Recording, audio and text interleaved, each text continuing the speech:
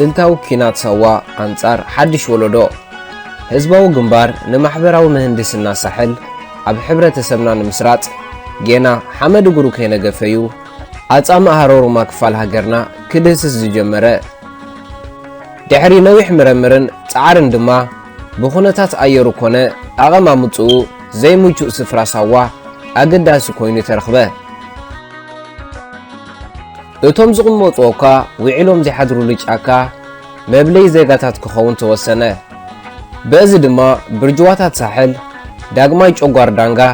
ኣብ ሓዊ እንዳጠበሱ ዝነግሱላ ሲኦል ምርካቦም ተሓጎሱ ብቑ ዘማን ቅኒት ክራርን ንዳግማይ ወለዶ ኣብ ጓህሪ ዘእትወ ወዲ ትኹል ዳግማይ ነዛ ዋዜማ ጥፍኣት ካልኣይ ወለዶና ትእውጅ ዝነበረት ሳዋውን ብምውጣዩ ፈሊምዋ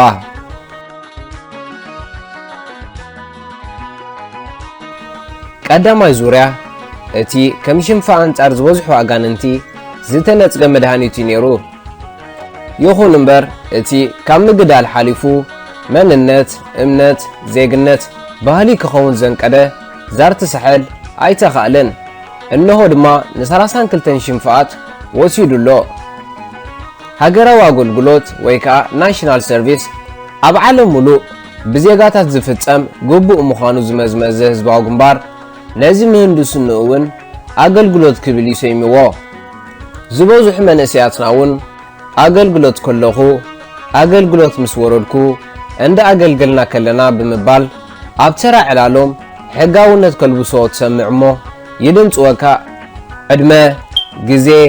ግቡእ መሰል ዘይሕሉ ኣገልግሎት ኣበይ ዓለም ይተራኢልካ ክሳብ ንነብስኻ ክትሓትት ይገብረካ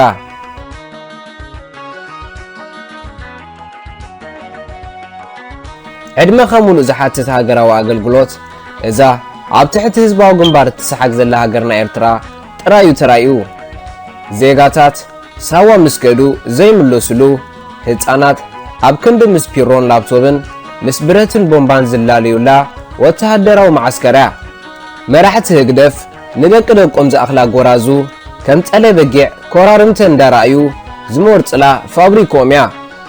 ኩሉ ሰብኣዊ መሰል ዝጋሃሰላ ምድራዊት ሲኦል ያልካ ምድምዳሙ ይከኣል እዞም ኣብዚ ቪድዮ ንዕዘቦም ዘለና ህፃውንቲ ሓንሳእና ሓዋሩን ካብ ቤቶም ምስ ወፁ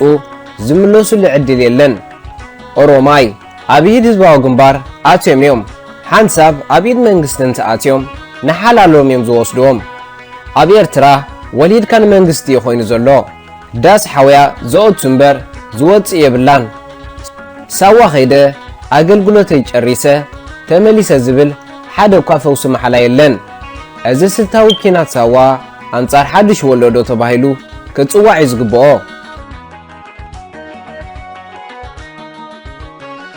ብዙሓት ደቂ ኣንስትዮ ኣሕዋትና ኣብ ዝሓለፈ ዙራት ምጥያስ ምስ ቀበፃ ንዓይ መጣየሲ ንዓኻ ሓድጊ ብዝብል ጭርሖ ብጎራ ዝእነ እንዳሃለዋ ብወሰን ወሊደን ክጣያሳ ተገዲደን እየን ዕድል ንእስነተን ግዜ ፍቕረን ተሰሪቐን ኣብ ዘይኣምናሉ ውላድን ዓመፃን ወዲቐን ሓደ እዋን ኣስካል ሞንቆሬስ ንተዓለምቲ ደቂ ኣንስትዮ ኣብ ሳዋ ዝገርም መልሲ ዝሃበትሉ እዋን ነይሩ እተን ደቂ ኣንስትዮ ናይ ኣዴታትና መከላኸሊ ሲኢና ኢለን ኣብ ዝሓተታ ግዜ ቆፅሊ ተጠቂምና ኢና ሓሊፍናዮ ቆፅሊ ተጠቀማ ክትብል ፍርዳ ክበፅሕን ፈሪዳተን በቲ ኣነ ዝሓለፍክዋ ሕለፉ ዝብል ሓይሊ ንዓኻ ክብል የተቓሊሰ ኢሉ ኸእምነካ ከመይሉ ይከኣል ሓለፍቲ ህዝባዊ ግንባር ገዛእቶም ጫካ ሰሪሖም እዮም ደቂሶም ዘለዉ እቲ ህዝቢ ንዖም ከም ዝሓይ ሰኒዖም መን ኢኹም እውን ዝብሎም የብሎምን ጸላይና እቲ አንጻር ወለዶና ዝዓጠቐ ፍልስፍና ህዝባዊ ግንባር እዩ ኩሉ ኣዋጃቱ ኮነ ፍጻምኡ ንገዛእ ርእሱ ዳ እምበር ንዓና ኮነ ንህዝብና ይውክልኒ እዩ ክሳብቲ በረኻዊ ሓሳቡ ጠፊኡ ሲቪላዊ ፍልስፍና ዝነግስ ክንቃለሶ ይግባእ መጻኢ ወለዶና ትምህርትን ምርምርን እምበር ሓድግታት ጎቦን ሩባን ክኸውን ኣይነፍቅድን